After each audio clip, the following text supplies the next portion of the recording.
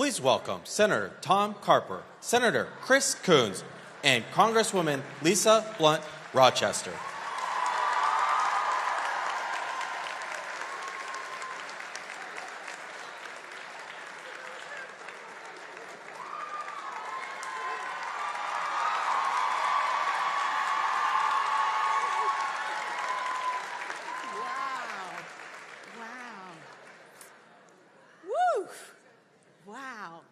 President Biden, President Allen, Board Chair Devonna Williams and the board, students, faculty, staff, my colleagues, friends, and DSU Hornets. We have any Hornets in the house?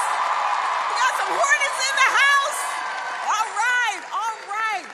Well, it is truly a glorious day to be at Delaware State University. May I say that again?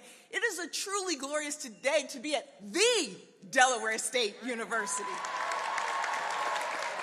Now, everybody in this room knows how, I don't know why dope came to my mind, but how dope Delaware State University is. Everybody in this room knows, but in case you didn't know, across the country, Delaware State University is the number two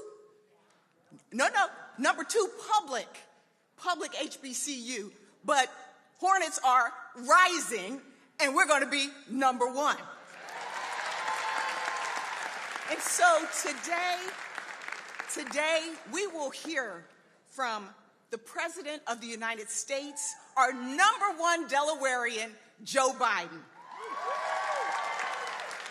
And I'm not sure if he can hear us in the back, but I just wanted to say, welcome home, Mr. President, welcome home.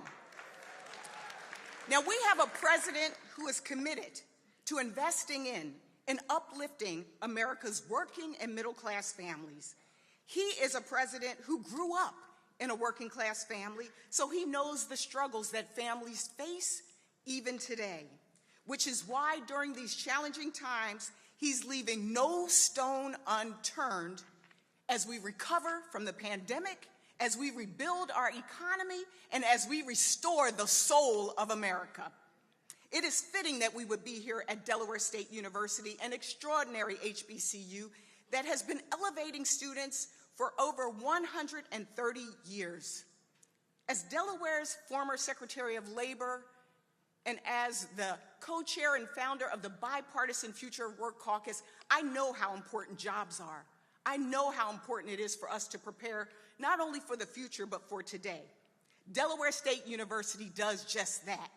They prepare you for today and for the future so that you can succeed at home and also compete globally. And for many of them in this country right now, they are weighed down by student loan debt. It was challenging before the pandemic, but then when the pandemic came, it became a crushing weight that has been unbearable. President Biden's student loan debt forgiveness program will benefit millions of people across our country, including students at Delaware State University today, by unburdening them financially so that they can invest in our economy and also live the future that they envision for themselves, for their families, and for their communities. So today, I say thank you, Mr. President. Can I get a thank you? Thank you, Mr. President. Thank you, Mr. President, for keeping your commitment to help individuals and families across this country. The president always uses a word to describe this country, and that word is possibilities. Well, again, we thank you, Mr. President, for making sure that it is possible for us in Delaware and across the country to live our best lives. Thank you so much, and welcome to Delaware State University.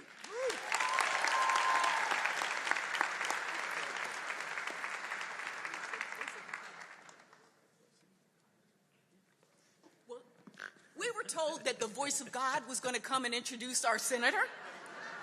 But better to be introduced by the Congresswoman of God. Oh, that was good. It is my honor to introduce our senator, who is not only, like me, an honorary doctor from Delaware State University, Dr. Coons, but is also the co-chair of the bipartisan HBCU caucus in the Senate. Ladies and gentlemen, give it up for Senator Chris Coons. Thank you, Congresswoman. Thank you, Lisa. Thank you, Congresswoman. We are so blessed to have a Congresswoman with such strength and skill and heart representing us on the most important committee in the House of Representatives. Please give a round of applause for Congresswoman Lisa Blunt Rochester. To President Dr. Tony Allen, to Board Chair Dr. Devonna Williams, to everybody who teaches, who works, who serves, or who studies here at the amazing Delaware State University, greetings. It is such a blessing today to have President Biden not just come home to Delaware, but to come home to Delaware State. This is another Biden win, another promise made and promise kept. Because when he was running for president, he talked about restoring the soul of our nation, yes, and about knocking down the barriers to the middle class. When Pell Grants were first created decades ago, they were enough to make it affordable to go to college, and they have not kept up. This strong stroke, this single moment where President Biden makes good on a commitment and makes it mean more for those who are recipients of Pell Grants, is a remarkable opportunity, and no better place to announce its continuation and expansion than here at Delaware State University.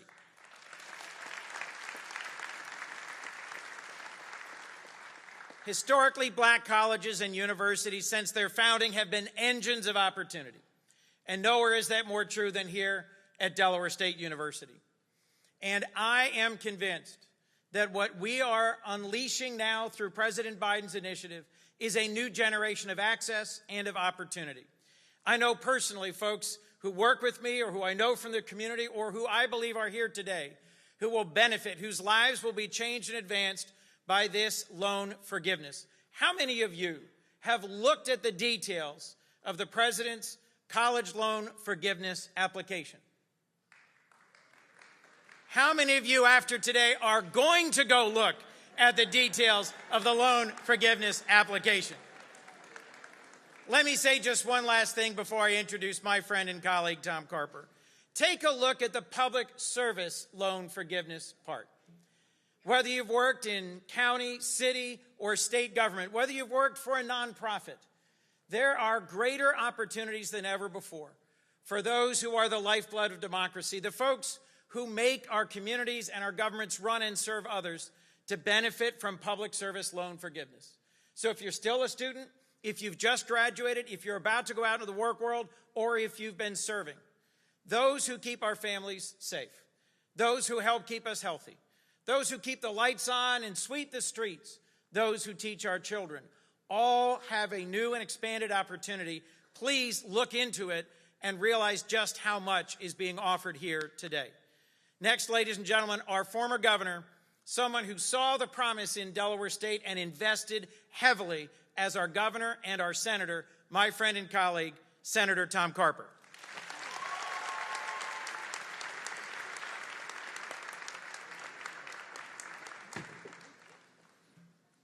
I'm Tom Carper, and I approve those messages. Do you? All right. Isn't it great to have a president from Delaware? Isn't it? I mean, how good is that? Pull up in Air Force One. We got to climb up on the plane for a while, and I thought maybe we should take off and go someplace, but it's too short a flight. But we're thrilled to be here. President Allen, it's great to be with you, the leadership of our university, our lieutenant governor, our mayor, attorney general, mayor of Dover. It's great to be here with all of you. When I give commencement speeches, a lot of times I lead them off with these words.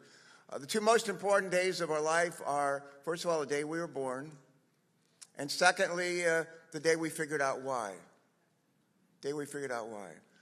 For those of you who are students at the University of Delaware, or faculty, or what, do you remember the first time you thought about Delaware State, the first time you stepped foot on Delaware State? I remember my first time. I had been a naval flight officer in the Vietnam War, came back from the war, got an MBA, moved to Delaware from California, got an MBA, and moved to to Delaware, and I ended up working for the Delaware Economic Development Office. And we had our office right here on this campus of Delaware State University. It was a car campus. It was underfunded. It was not Delaware State University, it was Delaware State College. Underfunded, underappreciated, undervalued, underinvested. And I remember having come down from the University of Delaware, which had everything, to this Delaware State College, car campus, and just thinking, boy, somebody should do something about it. 18 years later, I was the governor of Delaware, brand new governor. And we had a brand new president here at Delaware State College, and his name was Bill DeLauder. Anybody remember Bill DeLauder? Put your hands together. What a great leader. What a great leader.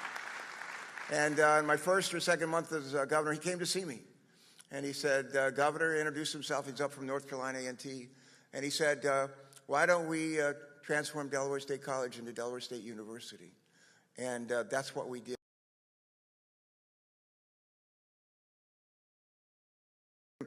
Changed Delaware State College and Delaware State University. But that was just words on a piece of paper.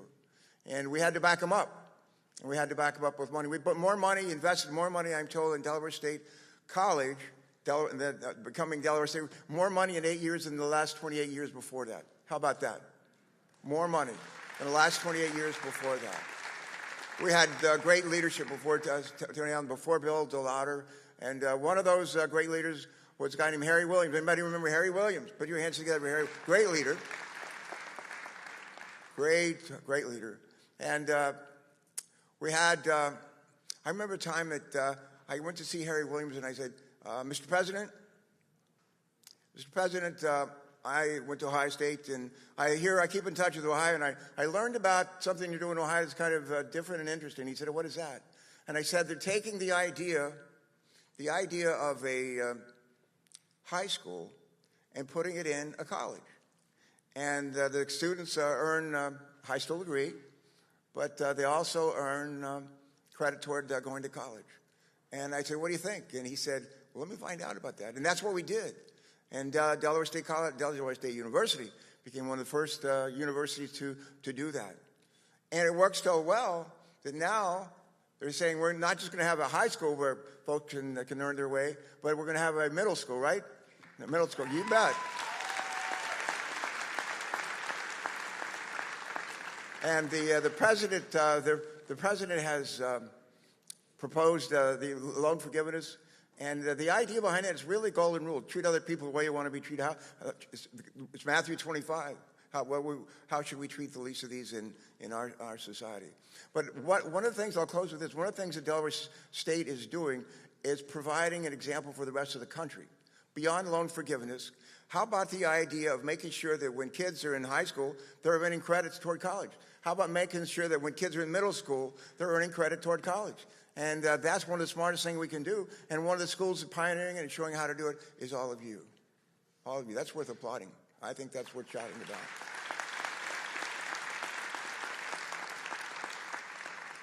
I see they have one former president who's here today. To you and your dad, you must be looking down with pride. But I close every time. I've given probably 20 commencement speeches here. Maybe not the top of the ticket, but somewhere along the ticket. But I end them all up with the same words. And those words are hornets rising, hornets rising. And there was a time when the hornets were. There was a time when the hornets were really hurting. And but today, we're so proud of the hornets. And we're proud of the leadership here. And I'm honored to be one of your great fans, but also one of your servants. Thank you so much. God bless you all. Thank you. Thank you.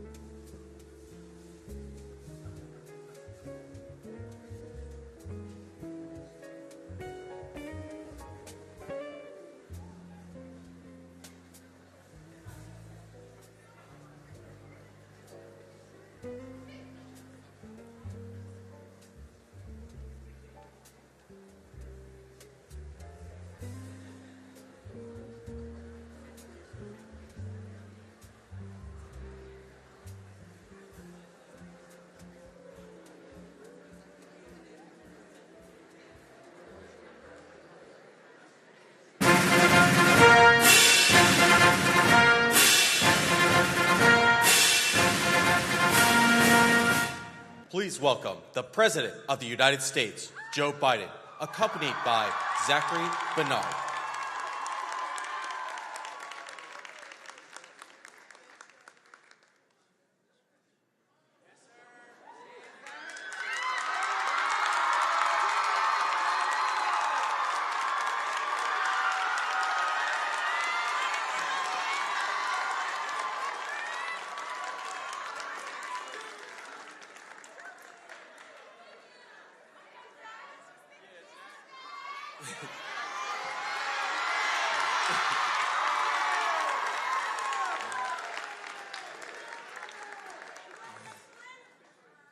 Greetings, Hornets, faculty members, and Biden administration.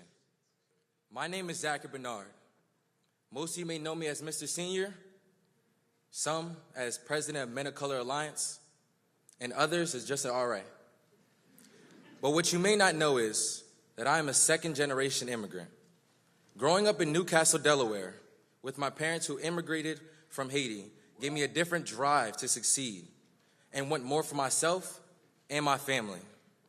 Knowing that every step I take forward is literally making history in my bloodline has pushed me to take advantage of every opportunity at Delaware State University. Coming to Delaware State University in 2019, I didn't have the funds to live on campus. And because I had to take out loans just to pay for my tuition and my transportation.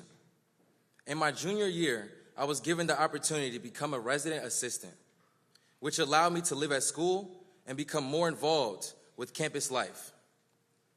But President Biden's student debt relief has given me the liberty to graduate debt-free.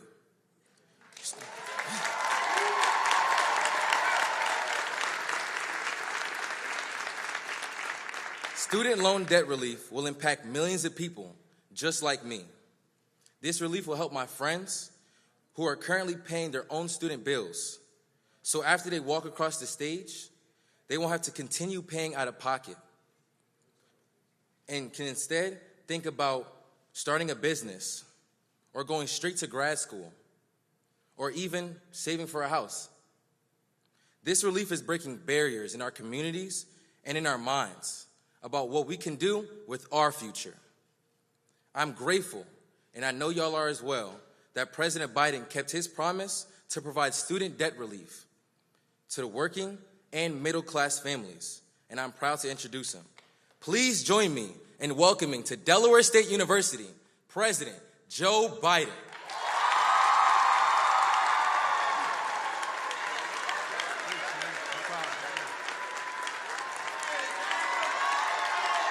Hey, everybody.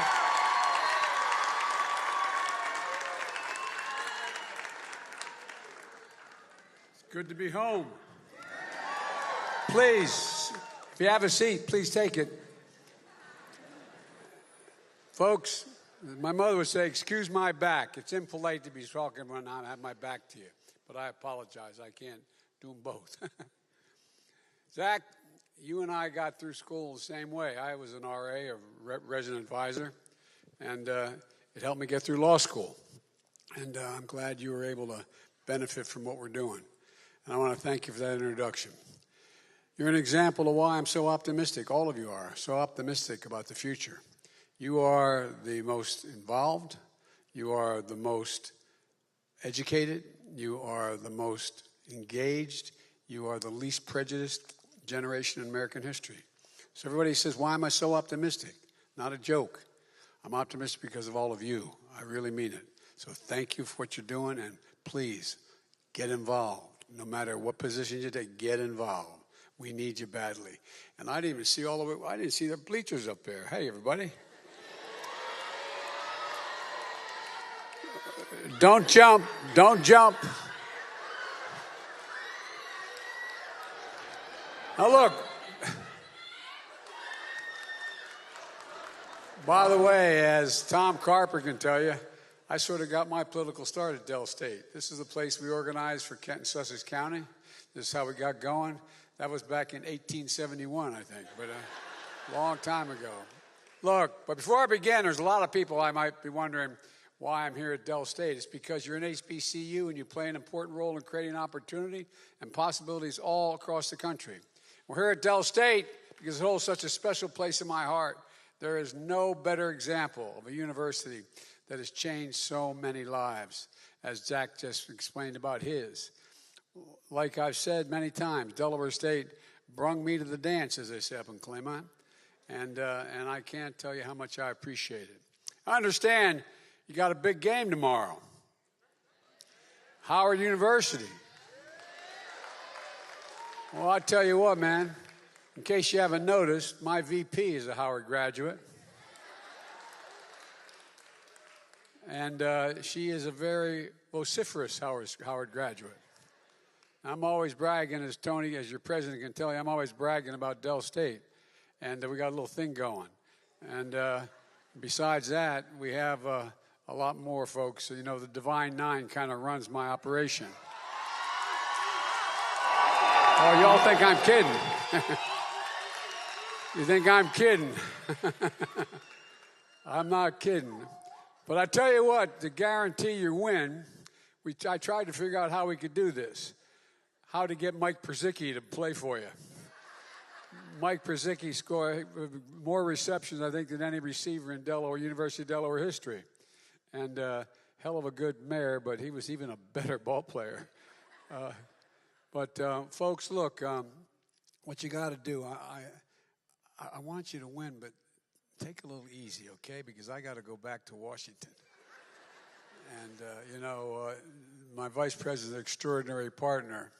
I didn't go to Dell State, but my heart's with you, man, so don't let me down. Win one for Coach Bo. Win one for Coach Bo.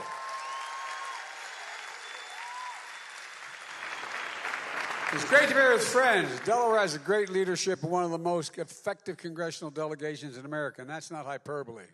One of the things I love about this team is we have each other's back. Governor John Carney used to actually work for me, and look, he's now the governor. He's more important than anybody, including me, because he has a wife who is an incredible writer. Anyway, and Tommy Carper, one of my best friends from all politics. We've been doing this a long time, Tommy. And Chris Coons, who has a seat I used to hold. Only difference is that he not only has a law degree, he has a divinity degree. The boy can preach. But he can't preach as well as the next woman, Lisa Blunt Rochester.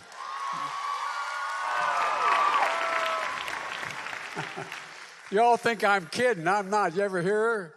Whoa, whoa, whoa, whoa. They have my back and I have theirs. And we have a great Attorney General, Kathy Jennings, who worked with my son, Bo. And Lieutenant Governor Bethany Hall is here as well. And the mayor, Robin Christensen, thanks for welcoming us to Dover, Mr. Mayor. And as I said, Przicki knows a lot about being mayor, but he's even a better receiver. Mr. Mayor, thank you for what you're doing for the city of Wilmington. You're making a big difference, pal. You really are making a big difference. We've got another mayor here today. She's no longer the mayor. She happens to be the head of the director of the Office of Public Engagement, Keisha Lance Bottoms, the mayor of Atlanta. Madam Mayor, where are you? There she is.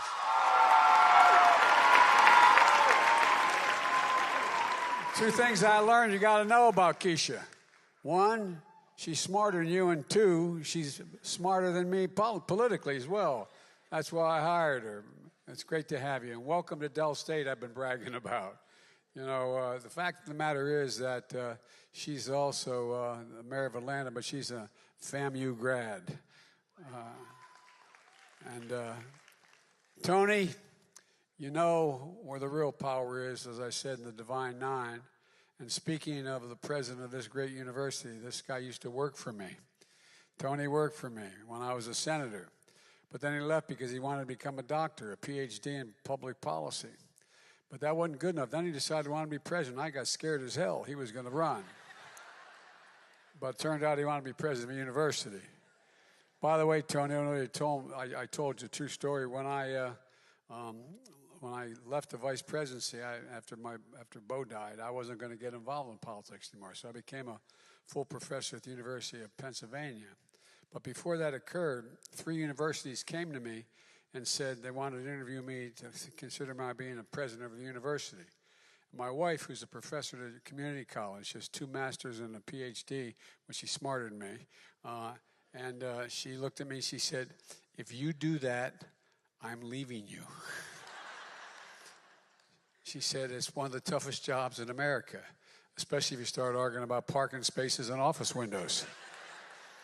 But Tony, thanks, buddy. You're a good friend, and I can't say enough good things about you. And a year ago, I signed an executive order establishing a presidential initiative to strengthen HBCUs all across America. And I appointed Tony to lead that initiative because he's the best.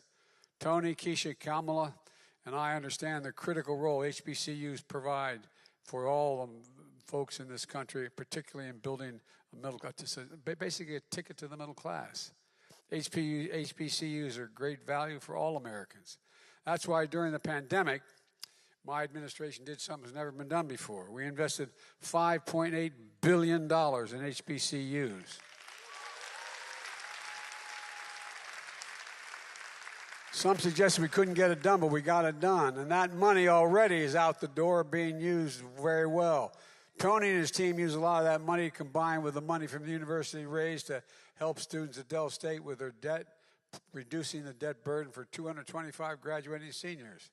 That's 225 Delaware State University graduates who can start getting on with their lives without the burden of student debt holding them back.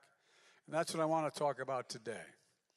8 weeks ago, I announced that my administration is going to provide $10,000 in debt relief to everyone, and then this year who has that much debt, or up to that much debt, and $20,000 if you received a Pell Grant and your income was under $125,000. It's a plan for people who took out federal student loans before July of this year. And a few days ago, I launched an online application process where you can apply for that debt relief. So, folks, one of the things I wanted to make sure is we didn't end up where we're in a position that Barack and I are in terms of the affordable.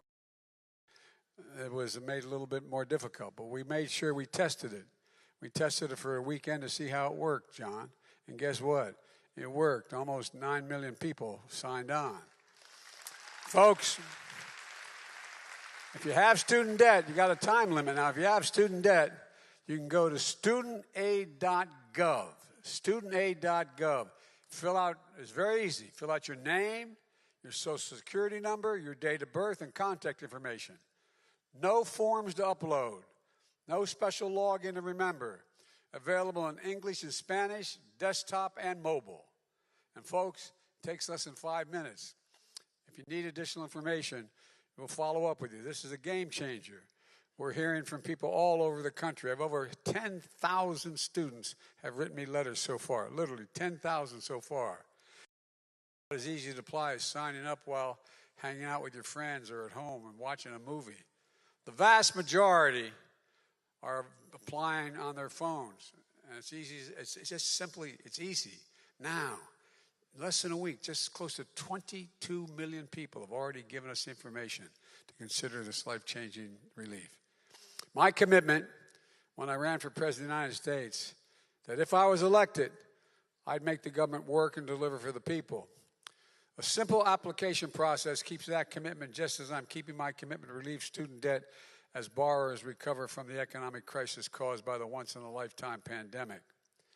And the way I think about it, and the way my dad used to talk about this, the way so many at home talk about it around the kitchen table. How much are the monthly bills? And how do you have to pay for those necessities? How much do you have? Is there enough just for a little breathing room, as my dad would say, left over after the end of the month? Our student loan plan lowers costs for Americans as they recover from the pandemic to give everybody a little more breathing room. I want to be clear who's going to benefit most. Working people, middle-class folks, that earn under $125,000, you get up to $10,000 knocked off the debt, and if you earn under $125,000, you receive a Pell Grant, you get a $20,000 knocked off. And in total, more than 40 million Americans stand to benefit from this relief. For borrowers out of school, nearly 90% of the relief are going to go to people making under $75,000 a year.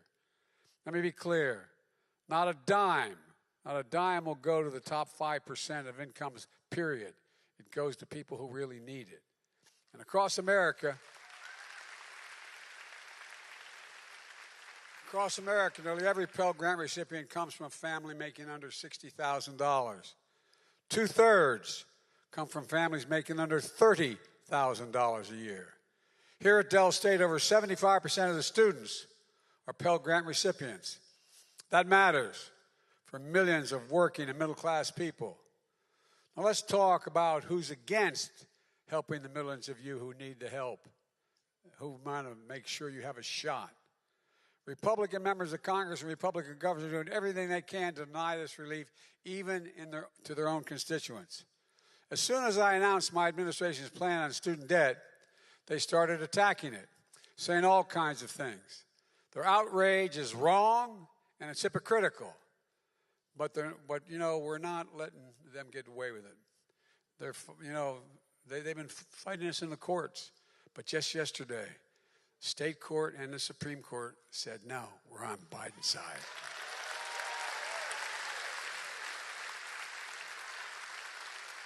I will never apologize for helping working and middle-class Americans as they recover from the pandemic, especially not to the same Republicans officials who voted for a $2 trillion tax cut that mainly benefited the wealthy Americans and the biggest corporations that wasn't paid for and racked up our deficit.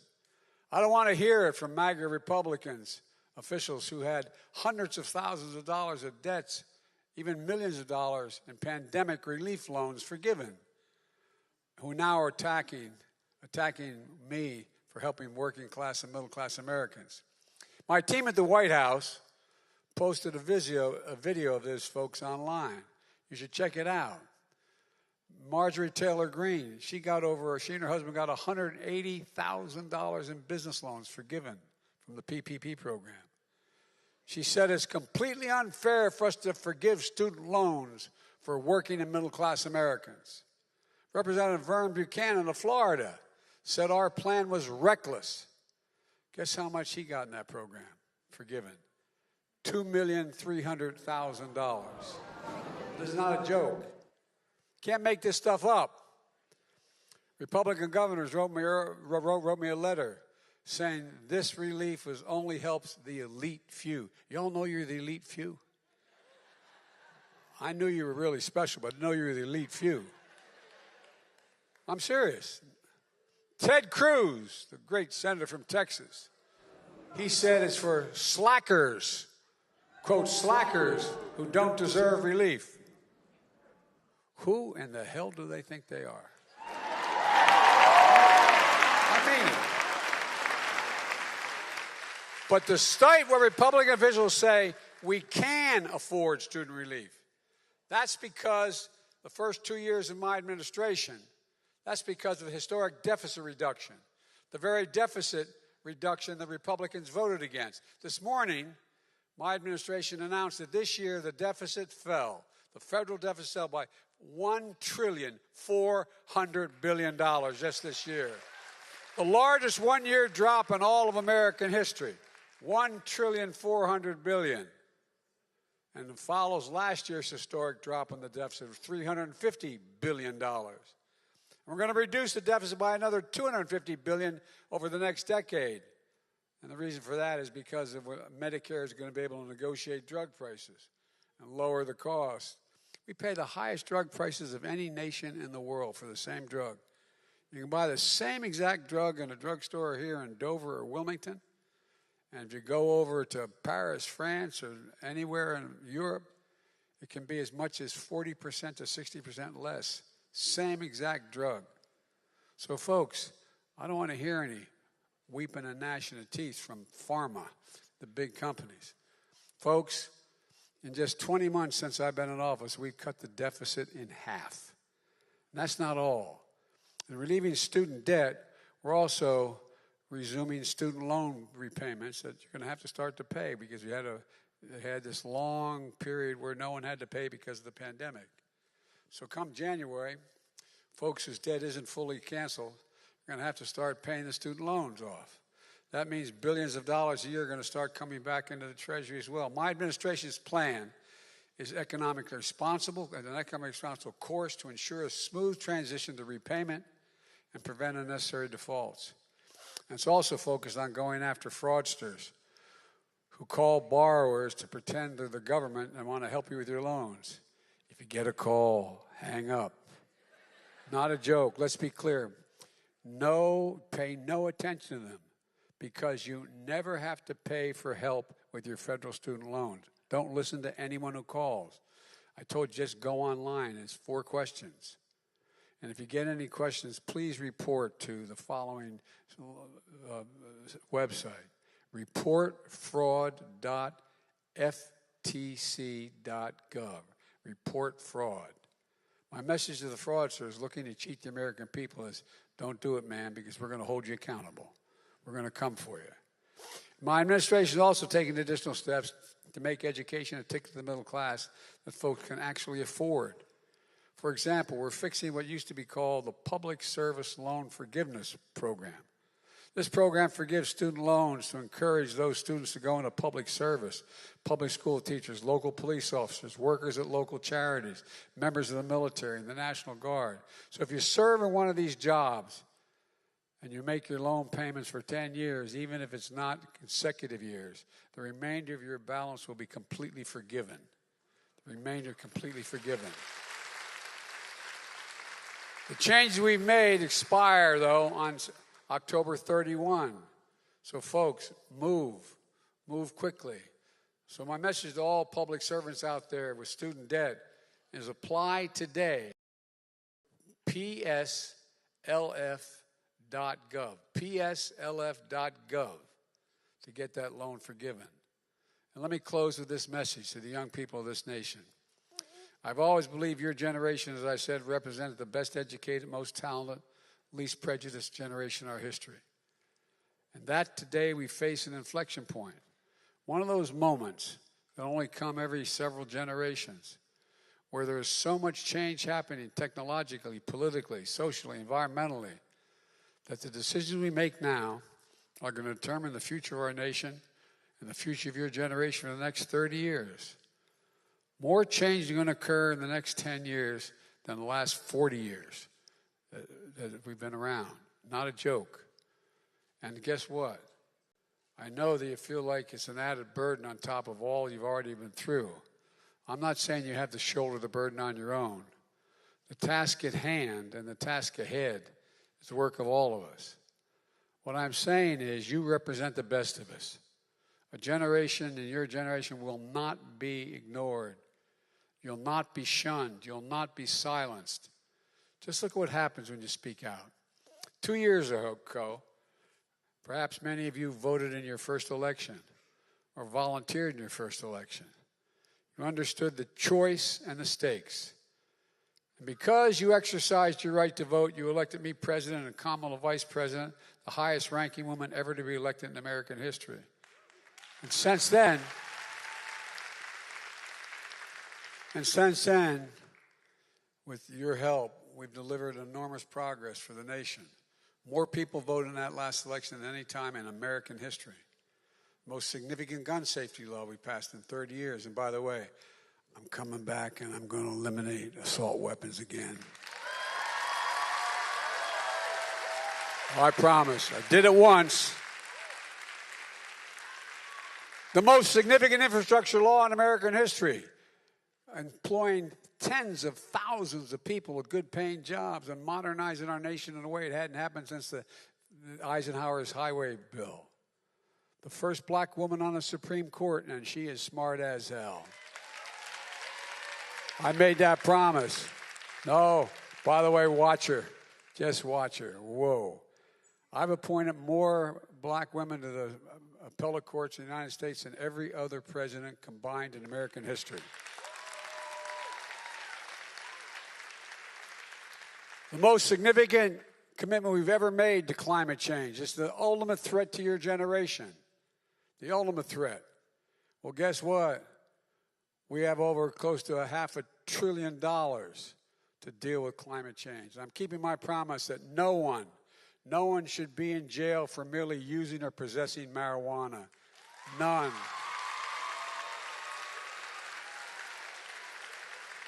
And the records which hold up people from being able to get jobs and like should be totally expunged. Totally expunged. You can't sell it, but if it's just use, you're completely free. And we know there's more work to be done on voting rights, on restoring a woman's right to choose. And today,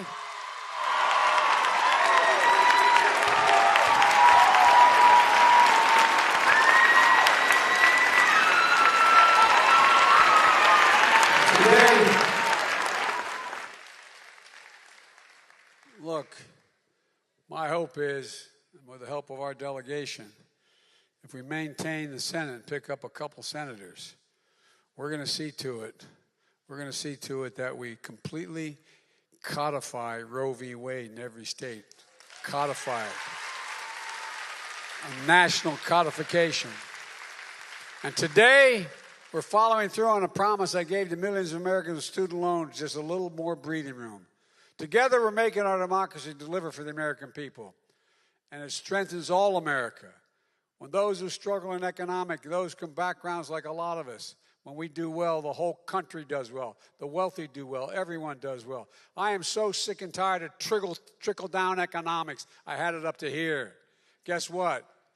When poor folks and middle-class folks make it, the wealthy do very, very well. They're not at all hurt. It's about time. I really mean it.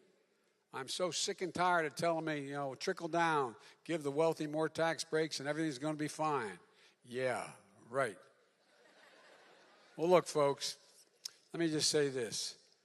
God bless you all for all you're doing. I wish you all the very best of luck. And, the bottom line is that we still have, I want you to not forget, we still have number of folks around the country in harm's way in the military. So we always end every time we say grace, we end at my house. God protect our troops. Thank you very, very much.